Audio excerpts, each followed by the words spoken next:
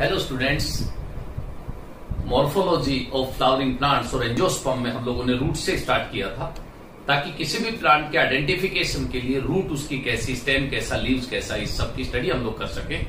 तो रूट्स में मैंने रूट की डेफिनेशन से लेके रूट के कैरेक्टरिस्टिक फीचर्स से लेके आप लोगों को इतना देख लिया था। मैंने कहा था आज वेरियस रीजन्स ऑफ रूट देखते हैं, फिर रूट की हम लोग टाइप्स देखेंगे और उनके मॉडिफिकेशंस देखेंगे। तो सबसे पहले हम लोग क्या देख रहे हैं, डिफरेंट और वेरियस रीजन्स ऑफ रूट। देखो, रीजन्स ऑफ रूट,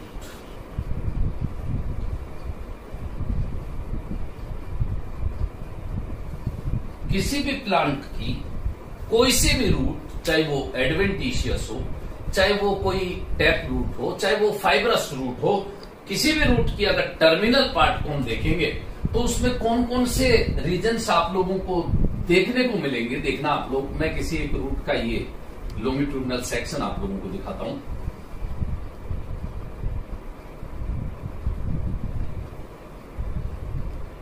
ये इसकी कैप और इस कैप को हम कहते हैं रूट कैप। ये थिम्बल लाइक स्ट्रक्चर है। थिम्बल का मतलब क्या होता है?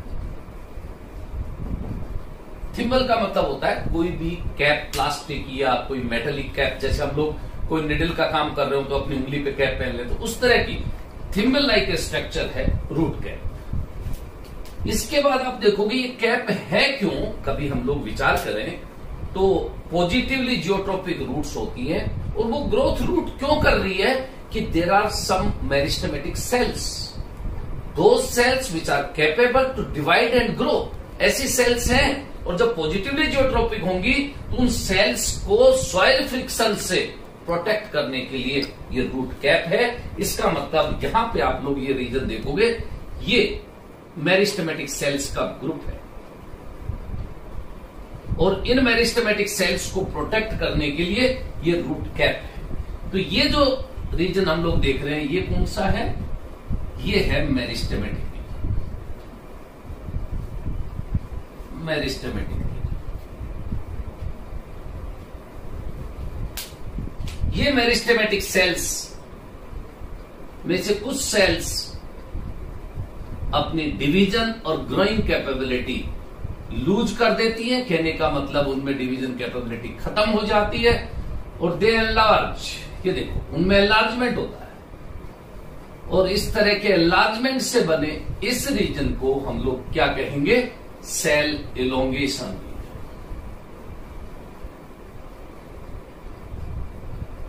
ये सेल इलोंगेशन रीजन है और सेल एनलार्जमेंट रीजन भी कहते हैं।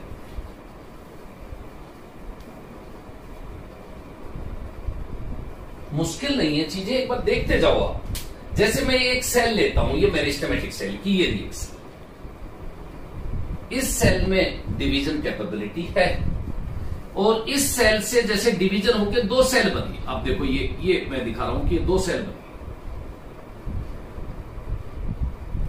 अब इनमें से एक सेल में तो डिवीजन कैपेबिलिटी अभी भी है और इस सेल ने अपनी डिवीजन कैपेबिलिटी लॉस्ट कर दी और ये परमानेंट हो गई।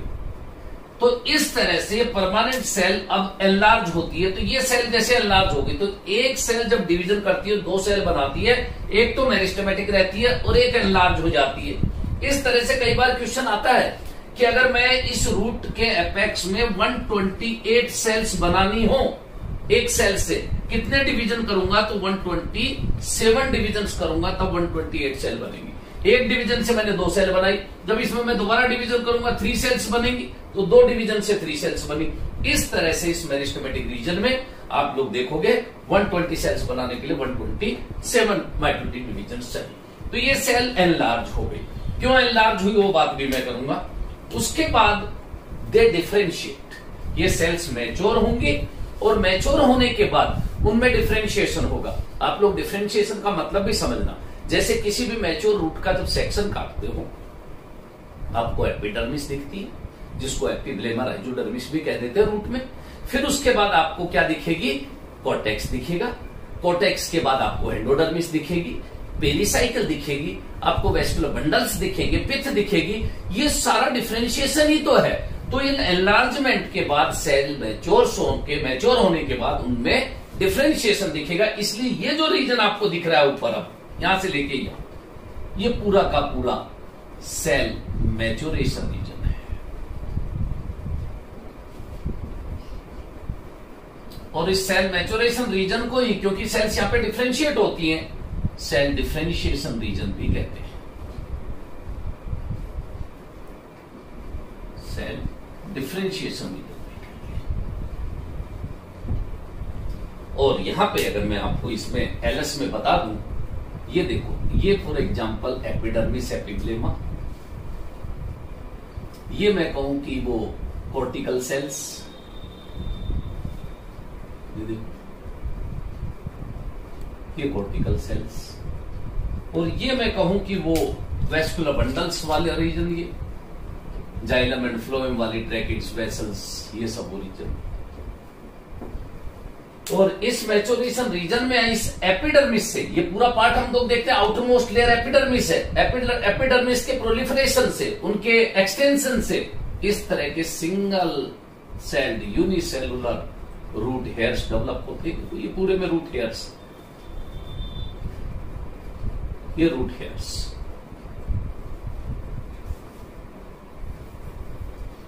इसलिए इस पूरी जोन को जिसमें रूट हेयर्स हैं, रूट हेयर जोन कहते हैं।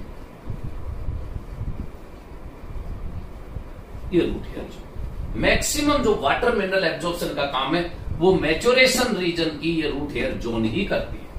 अब एक बार आप अपने पास रीजन देखो ध्यान से, डिफरेंट मैंने कहा ना रीजन ऑफ रूट कौन कौन से आए, ये रहा मेरिस्टेमेटिक रीजन, फिर दूसरा ये रहा सेल इलोंगेशन रीजन, फिर तीसरा अपने पास आया ये सेल मैच्योरेशन रीजन।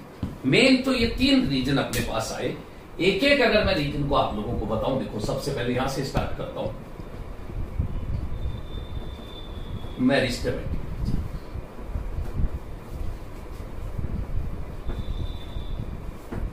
तो इसमें देखो क्या चीज, अपने को कुछ रटने का काम नहीं है। अगर अपने को इसका मतलब समझ में आता है कि मेरिस्टेम होता क्या है, meristem is a region where meristematic cells are present, dividing growing cells are present, उस पूरे रीजन को हम मेरिस्टेम कहते हैं। और उसी से बनाइए मेरिस्टेमेटिक टिश्यू और उससे बनाइए मेरिस्टेमेटिक रीजन। कहने का मतलब एक तो region where meristematic cells are present,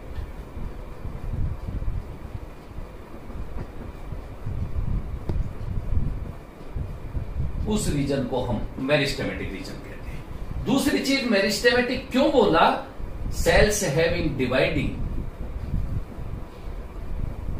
and growing capability, इन सेल्स में डिवीजन करने की, और डिवीजन होगी तो ग्रोथ होगी, वो कैपेबिलिटी मिलती है। तीसरी चीज, अगर हम बात करें कि ये सेल्स कैसे होंगी, तो याद रखना, these cells are thin walled,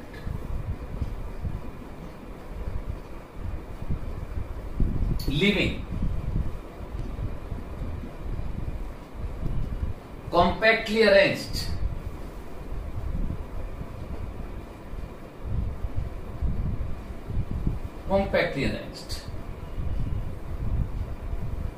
intercellular space जब कॉम्पैक्ट ही होंगी तो उनमें किसी तरह की इंटरसेलुलर स्पेस एब्सेंट, किसी तरह की उसमें स्पेस नहीं होगी, इंटरसेलुलर स्पेस एब्सेंट। इसके अलावा आप लोग देखोगे कि इनका जो प्रोटोप्लाज्म है, that is dense protoplasm, presence of dense protoplasm. Nucleus conspicuous means large nucleus, conspicuous nucleus. एक तो ये चीज अपनी समझ में आती है, ये तो मेरिस्टेमेटिक सेल्स है, और ये रीजन कितना सा होगा, it is only few millimetre, 1 to 2 millimetre, इतना सा पार्ट है बस, उसमें इतनी सारी मेरिस्टेमेटिक सेल्स है। दूसरी बात हम लोग करें सेल इलोंगेशन।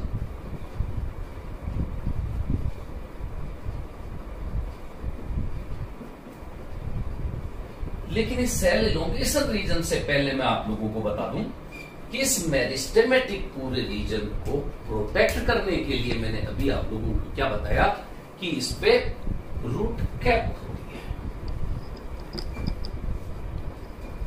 और ये रूट कैप वैसे तो सिंपल होती है, सिंपल रूट कैप,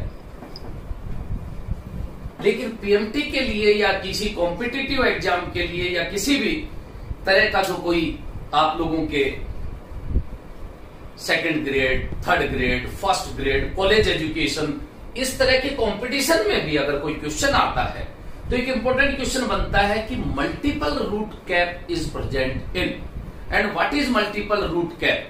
तो देखो, अगर ये मैं कहूं कि ये मेरिस्टेमेटिक रीजन ये रहा और इसके ऊपर ये रूट कैप ऐसी हो, ये देखो,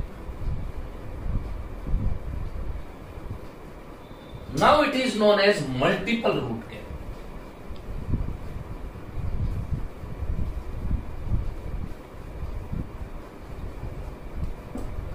और इस तरह की multiple root cap screw pine में देखने को मिलेगी। और स्क्रू पाइन किसका नाम है? पेंडेनस, जिसमें स्टिल्ट रूट्स भी होती है पेंडेनस में, और जिसको हिंदी में हम लोग केवड़ा के नाम से जानते हैं। केवड़ा, इस तरह की मल्टीपल रूट कैप्स होती है। तो इस मेरिस्टेमेटिक, चूंकि मैं बता चुका पॉजिटिवली जियोट्रोपिक होता है, सॉइल फ्रिक्शन से प्रोटेक्ट करने के लिए इस पे एक कैप होती है थिम्बल लाइक, और रूट कैप भी मेरिस्टेमेटिक रीजन को प्रोटेक्ट करके रखती है। सेल इलोंगेशन रीजन में भी मैं आप लोगों को बता चुका हूं कि इस रीजन में सेल्स का एनलार्जमेंट होता है, सेल्स एनलार्ज, और ये एनलार्जमेंट वैसे तो चाहे वो वर्टिकली इलोंगेट होती हैं, लेकिन एक्सपेंशन उसका चारों तरफ होता है, इलोंगेशन वर्टिकल होता है। और उसके पीछे रीजन क्या है, किस वजह से सेल्स एनलार्ज होती हैं? तो पहली चीज, दे बिकम परमानेंट। ये सेल्स परमानेंट हो जाते हैं, और परमानेंट का मतलब आप समझ गए, दे लूज डिवाइडिंग कैपेबिलिटी।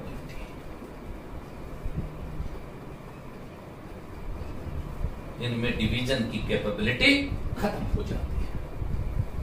फिर एनलार्जमेंट कैसे होता है? तो उसके लिए सबसे इंपॉर्टेंट पॉइंट याद रखना, एनलार्जमेंट के लिए एक ही वर्ड में बताता हूं, वैक्यूलाइजेशन। वैक्यूलाइजेशन मेरिस्टेमेटिक सेल्स में आप लोग जानते हो वैक्यूल्स नहीं होती है, अगर होती भी तो है तो they are very small in size, highly reduced होती है। लेकिन जैसे ही सेल परमानेंट हुई, उन वैक्यूल्स का फॉर्मेशन हुआ, स्मॉल वैक्यूल से एक लार्ज वैक्यूल बनी, और उस वैक्यूल से प्रोटोप्लाज्म का एक्सपेंशन हुआ, और प्रोटोप्लाज्म की वजह से सेल वॉल एक्सपेंड हुई। और मेन जो कारण है इस एनलार्जमेंट का, उसको हम कहते हैं वैक्यूलाइजेशन। प्रोटोप्लाज्म का भी फॉर्मेशन होगा, सेल वॉल का एक्सपेंशन भी होगा, लेकिन कुल मिला के इस एक अकेले वर्ड में वो सारी बातें आ गई कि वैक्यूलाइजेशन होता है।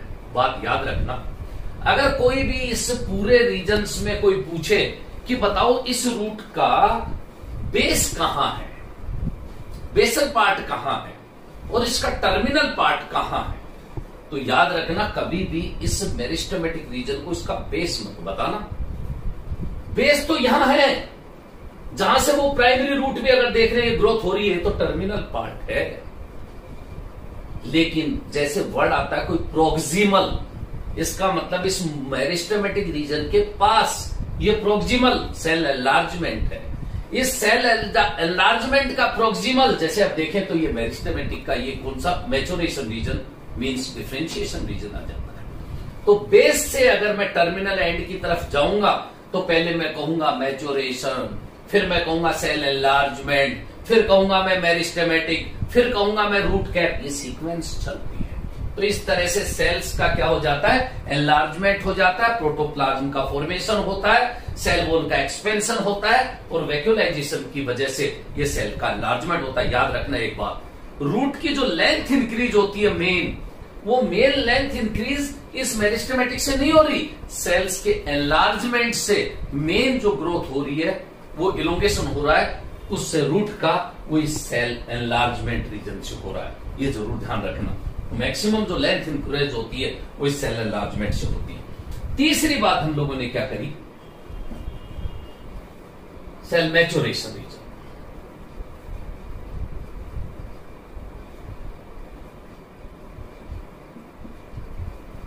सेल एनलार्ज हो गई तो अब नाउ दे बिकम मैच्योर, वो फुल्ली मैच्योर हो गई। और मैच्योर होने के बाद उनका वर्क डिस्ट्रीब्यूशन, कहने का मतलब they differentiate morphologically, anatomically, physiologically, genetically, इन सब में डिफरेंशिएशन होता है। और मैं बता चुका, डिफरेंशिएशन का मतलब है कि सेल्स को एपिडर्मिस बनना है, कॉर्टेक्स बनना है, या एंडोडर्मिस बनना है, या पेरिसाइकिल बनना है, या वेस्कुलर बंडल्स बनने हैं, या उसमें पित्त का फॉर्मेशन होना है।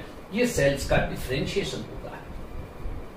और ये डिफरेंशिएशन चाहे मॉर्फोलॉजिकल हो, चाहे एनाटॉमिकल हो, चाहे वो फिजियोलॉजिकल हो, इस तरह का डिफरेंशिएशन उन सेल्स में होता है। तो सेल्स मैच्योर होती है इलोंगेशन के बाद, और फिर दे डिफरेंशिएट, और डिफरेंशिएट होके वो डिफरेंट टिश्यू में डिफरेंशिएट हो जाती है। और उस डिफरेंशिएशन के बाद एक वर्ड और मैं बोलूंगा, अगर आप लोगों ने नाम सुना हो, अपोजिशन एंड इंटुससेप्शन। ये दो वर्ड अगर आप लोगों ने सुने हो कि सेल जब मैच्योर हो जाती है तो उसमें डिपोजिशन होता है मिनरल्स का, डिपोजिशन होता है क्यूटिन का, डिपोजिशन होता है किसी में सुबेरिन का, डिपोजिशन होता है किसी में किसी क्रिस्टल्स का, इस तरह के डिपोजिशन होते हैं, डिपोजिशन लिग्निन का। तो अगर उसकी सेल वॉल में इस तरह के डिपोजिशन हो, जैसे लिग्निन का डिपोजिशन हो गया, मैंने कहा लिग्निफिकेशन हो गया, क्यूटिन का डिपोजिशन हुआ, मैंने कहा क्यूटिनाइजेशन हो गया, उसमें मिनरल्स का डिपोजिशन हुआ, मैंने कहा मिनरलाइजेशन हो गया, उसमें सुबेरिन का डिपोजिशन हुआ, मैंने कहा सुबेराइजेशन हो गया। कहने का मतलब, और वो जो डिपोजिशन है अगर वो लेयर की फॉर्म में होता है, अगर एक लेयर की फॉर्म में, उसे हम कहते हैं अपोजिशन। और अगर वो डिपोजिशन ग्रेन्यूल्स की फॉर्म में होता है, ऐसे granules, that is known as intussusception. तो ये दो वर्ड भी अपने लिए बहुत इंपॉर्टेंट है, अपोजिशन एंड इंटुससेप्शन। ये सारा काम कहां हो रहा है, इस सेल मैच्योरेशन रीजन में हो रहा है। तो ये डिफरेंशिएट हो जाती है, और डिफरेंशिएट होने के बाद जैसा मैंने आप लोगों को यहां बताया, देखो एपिडर्मिस बन गए, कॉर्टेक्स बन गया, वेस्कुलर बंडल्स बन गए, और उसके बाद इस डिफरेंशिएशन रीजन में ही वाटर एंड मिनरल एब्जॉर्प्शन के लिए रूट हेयर्स बनने लगते हैं। कैसे बनते हैं मैं आप लोगों को बताऊं। देखो ये रही मेरे पास एपिडर्मिस, ये देखो ये एपिडर्मिस, जिसको एपिप्लेमा भी बोला, राइजोडर्मिस भी बोला, and some cells of epiblema और राइजोडर्मिस। ये देखो ये इलोंगेट हो, ये इलोंगेट हो। इस प्रोलिफरेशन को, ये है तो एपिडर्मल सेल ही है, देखो इसको नाम दे दिया हमने क्या, रूट हेयर। तो इस तरह से रूट हेयर इस मैच्योरेशन रीजन में ही दिखेंगे, और वाटर मिनरल का एब्जॉर्प्शन यही करेंगे। अगर मैं इन रूट हेयर्स के लिए आप लोगों को कुछ क्वेश्चंस की बात करूं, पहली बात याद रखनी है, root hairs are always unicellular, हमेशा ही ये यूनिसेलुलर होते। पहली बात क्या है ये, it is a proliferation of epidermal cell, वो बात भी खत्म हो गई। दूसरी बात, यूनिसेलुलर है, यूनिन्यूक्लिएट भी है, एक ही न्यूक्लियस है, यूनिन्यूक्लिएट है। लेकिन ये अगर इनकी लेंथ देखो, आप लोग सोचते हो कि ये किस साइज के होंगे रूट हेयर्स, कभी सोचा आपने, ध्यान दिया? हम लोग जो प्राइमरी, सेकेंडरी, टर्सरी रूट्स को हम लोग देखते हैं, हम उसी पे चले जाते हैं कि होगा भाई 1 मीटर या 10 मीटर या 1 फीट, इतने डिस्टेंस होगी। याद रखना, इस रूट हेयर की लेंथ मात्र 1 to 10 मिलीमीटर होती है। अगर मैं इस रूट हेयर का साइज देखूं ना, ये यहाँ पे मैं अलग से बना के बताता हूं, अगर मैं इसका ये साइज देखूं, ये तो ये आप देखोगे मात्र 1 to 10 मिलीमीटर है। ये यहां से लेके यहां तक अगर मैं कहूं तो कितना है साइज, 1 to 10 मिलीमीटर, बस इतना सा, अप टू 1 सेंटीमीटर इसकी लेंथ होती है। एक बात तो ये ध्यान में रखने की है।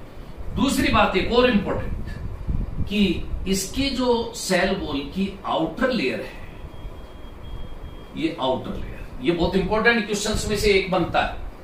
आउटर लेयर किसकी बनी होती है? तो बोलना पैक्टिन की। और इनर लेयर इसकी किसकी बनी होती है? सेलुलोज की। आउटर पैक्टिन की इसलिए होती है कि पैक्टिन सीमेंट का काम करता है, और इस रूट हेयर के अराउंड सॉइल पार्टिकल्स एडहेर रहे, उसके चिपके रहे, तो उस एडहेरेंस के लिए ये पैक्टिन होता है आउटर साइड और सेलुलोज होता है इनसाइड। और इसी वजह से आप लोग देखोगे कि सारे सॉइल पार्टिकल्स इस रूट हेयर के अराउंड ही रहते हैं, और उस पूरे पार्ट को फिर राइजोस्फेयर हम लोग कह देते हैं, राइजोस्फेयर। तो इस तरह से पैक्टिन की बात याद रखना, आउटर, सेलुलोज की इनर। तो ये अपने पास यूनिसेलुलर, यूनिन्यूक्लिएट। एक चीज और, ये रूट हेयर्स है, ये एफीमेरल है, एफीमेरल। और एफीमेरल का मतलब समझ गए आप, शॉर्ट लिव्ड है, नए बनते रहते हैं, डैमेज होते रहते हैं, नए बनते रहते हैं। लेकिन ये मत समझना कि जैसे इतनी बड़ी रूट है तो उस रूट में ये पार्ट तो अपने पास हो गया, पूरा ऊपर मेरिस्टेमेटिक या पूरा मैच्योरेशन रीजन है, उसमें केवल जो सेल इनोंगेशन रीजन के पास मैच्योरेशन रीजन है उसमें रूट हेयर्स मिलते हैं। ये जरूर ध्यान रखना अपने को। अब मैं एक चीज और बताता हूं कि ये पूरा हमने रीजन को देख लिए। जब टाइप्स ऑफ रूट की बात करते हैं तो सिर्फ दो ही टाइप है रूट्स की, एक टैप रूट और एक एडवेंटिशियस रूट। और ये दोनों टाइप हम बहुत पहले भी मैं बता चुका हूं। Roots which originate from radicle are tap roots, and roots which originate other than radicle are adventitious root. तो मैंने आप लोगों को कल बताया था पिछले टर्न पे कि रेडिकल से जो रूट बनती है वो tap root, primary, secondary, tertiary root में डिफरेंशिएट होती है और पूरा टैप रूट सिस्टम कहलाता है। लेकिन रेडिकल के अलावा किसी भी प्लांट के पार्ट से बनी हो रूट वो एडवेंटिशियस रूट होती है। हम लोग टैप रूट और एडवेंटिशियस रूट तो देख चुके, लेकिन नेक्स्ट टर्न पे मैं आप लोगों को modifications of tap root and modifications of adventitious root बताऊंगा। उसके बाद फंक्शन ऑलमोस्ट हम लोग देख चुके, ये नेक्स्ट टर्न पे देखेंगे। Thank you.